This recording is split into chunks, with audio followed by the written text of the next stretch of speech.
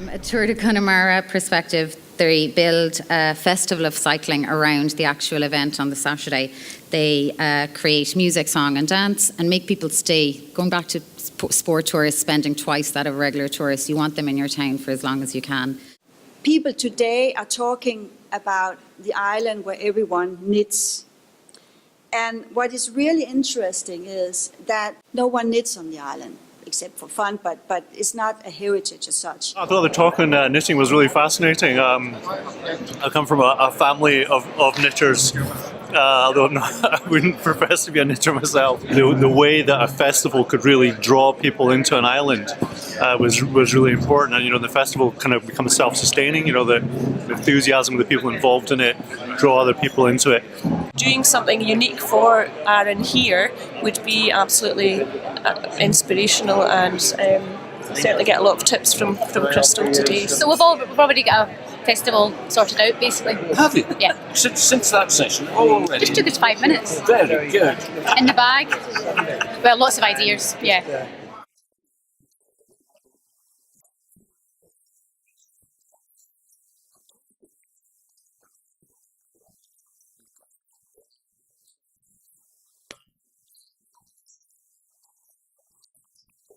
In terms of looking for new events, the Ireland Games would be one. We've got the Dance World Cup in 2016, which is a crazy event, but it'll bring in 5,000 people. The values and the principles and the direction of travel that's all being recommended and promoted is what the national agenda is all about in Scotland, and the route that we're following. So personality, uniqueness, authenticity, people, and delivering experiences that are memorable is what the vision for the Scottish tourism industry is all about, and Arron are doing it in abundance. So well done to you. For me, it's all about changing the shape of what we do at the castle, making it a better experience and making the visitor want to come back and spend more money with us.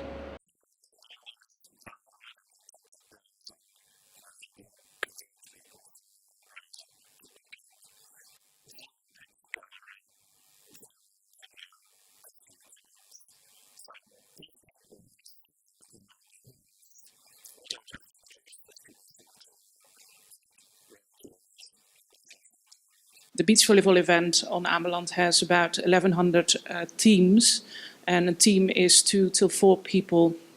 We have about 142 courts where they play, and that means that we are the biggest beach volleyball event in Europe for that.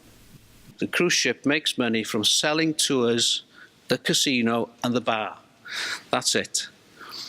So the more tours you can offer in your destination, the more cruise ships you'll attract. If customers receive a warm welcome, then great customer service, are made to feel valued and so on, the likelihood is that they'll come back and they will spend more money and they will tell people what a lovely time they've had and recommend the resort to others. There are huge opportunities for growth and development if you can get that customer experience and authenticity right, so that you're not just delivering a bland product that could be anywhere, you're delivering something distinctive and unique. And if you can capture that passion for where you are based and the locations that you live in and relate that to your business, I think that's one of the key messages for me coming out of this. You need a Scottish version of Riverdance. And I'm not joking. I mean, you've got the dancing with the swords and everything that goes through Highland dancing. A packaged Highland dancing show that you could sell globally would be huge. Then the next step for me, I think, is to capitalize on all of the superstars that you have in Scotland to help sell you around the world. I mean, Sean Connery's getting a bit old, but the most famous Scottish film actor should not be Mel Gibson.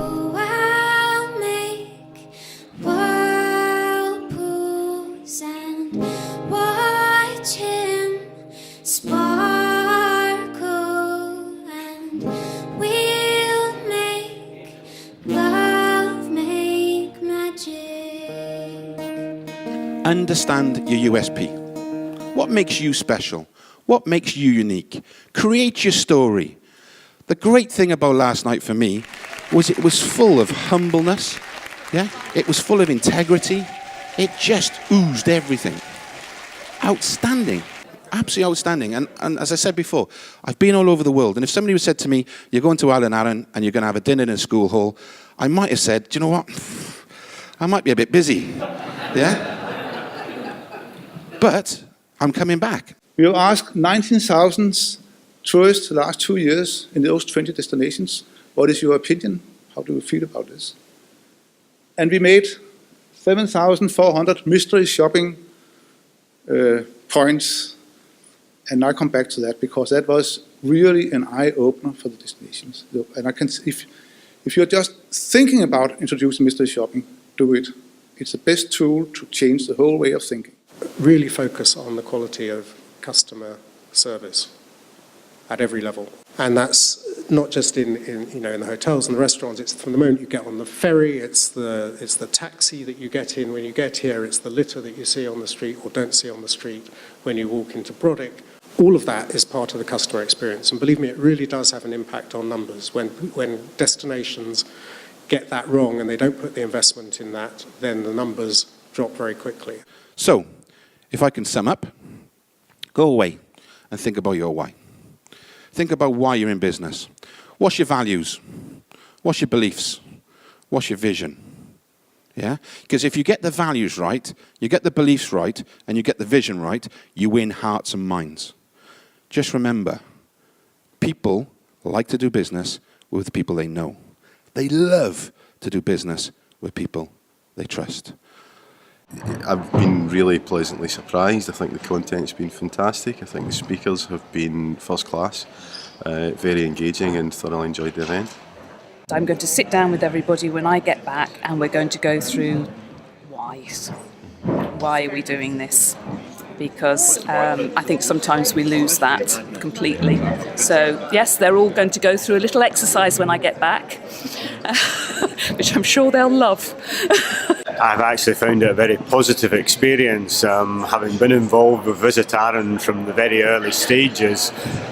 This kind of event was always something that we were very keen to be involved with, and to actually have got to a stage where it has reached fruition.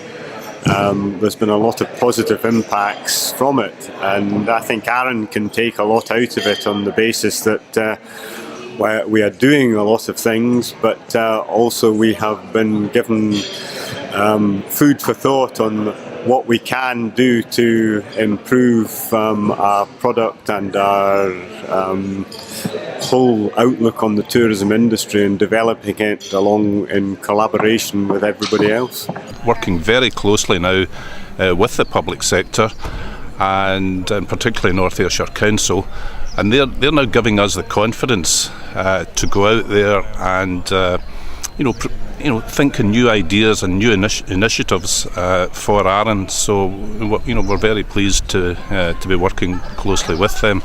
I've had a wonderful day today at the conference, and of course the main object was to try and find out how we address this cold water islands tourism. After I went back to the hotel, I had a eureka moment when I was in the shower, still buzzing after such an excellent day, and I think, Alistair and Terry, I've cracked it.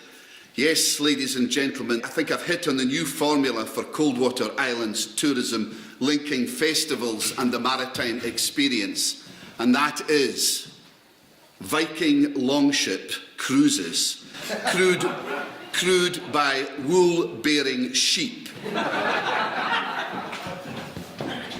incorporating a seaweed knitting festival run by an ABTA-registered mystery shopping company and captained by David Adams McGill.